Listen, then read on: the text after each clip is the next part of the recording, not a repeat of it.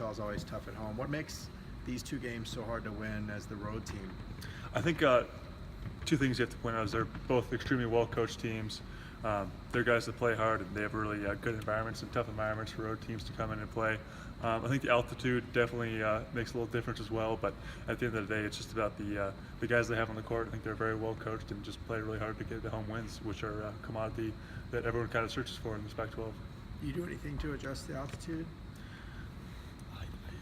I think it's just about conditioning at the end of the day, and just kind of understanding that there's going to be a time where you're kind of gonna hit a wall in a certain sense. Just being able to overcome it though and just push through it, because I mean it's hard to replicate that playing here in Los Angeles. So I think just the most important thing is just going to be understanding that going in and just being ready to overcome it. Looking back at past years and the practices leading up to this road trip, have you had more conditioning in those practices to prepare for these games, or is it the same conditioning? I think it's more or less just the same. Yeah, because I think at this part of the season, it's hard to add more conditioning in, because you're trying to still maintain your legs and try to just keep energy up the best you can. So, but yeah, I mean, it's just one of those things. You just got to be ready for a fight and just give everything you got for the 40 minutes. Aaron does so many things for you guys. What do you appreciate the most about having him on your team? I think not only, I mean, he's an incredible player. He's done really great things for us this season and throughout his career. But who he is off the court, just as a leader and as a great teammate too, is two things that really stand out about him. I mean, yeah, like I said, he's a guy that gets it done each and every night. But he's a guy you can go to off the court and talk to about anything. And I mean, yeah, he's just a great teammate to play with. Of course, you don't. Of course, you don't want to ever have to play without him. Like last week, he had to go out, and then you guys kind of gave up that big lead. What do you need to do to kind of keep it going, even if he's not on the court? I think in those situations, I just need to do my best to keep our guards' heads in the right position.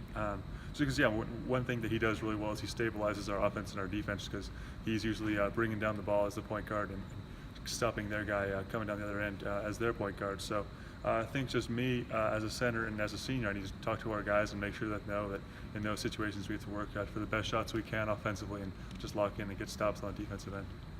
This is your last go round here. Have you thought about, you got basically 4 more games, at least 4 more before the NCAA tournament selection. Have you thought about what you guys need to do to kind of position yourself for the best possible spot to make sure that you're in that? Yeah, no, it's just winning games, really. I mean, that's kind of the remedy that solves everything. So, I mean, yeah, there's all the bracketology stuff going on, and different people have different perspectives on it. But if we win games and do what we're able to do, I think we'll put ourselves in a great position. So yeah, at the end of the day, it just comes down to going 1-0 every day, whether it's on the practice floor or on the court. So yeah, just doing the best we can every day to win games.